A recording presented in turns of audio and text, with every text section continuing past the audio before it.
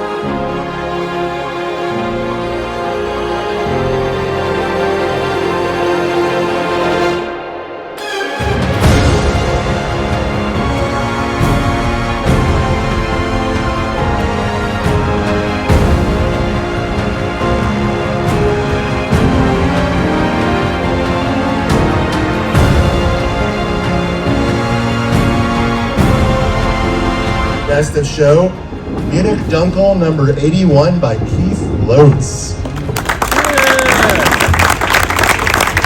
Therese will take it on it. All right, I just left the Oktoberfest homebrew party and homebrew competition. It was amazing. Homebrew is the essence of craft beer in the United States, and there's some great beers there. The competition was cool. People got some awards, some prizes to go home. We got to drink great beer. We had a stein holding competition, a malt bag throwing competition. It was great.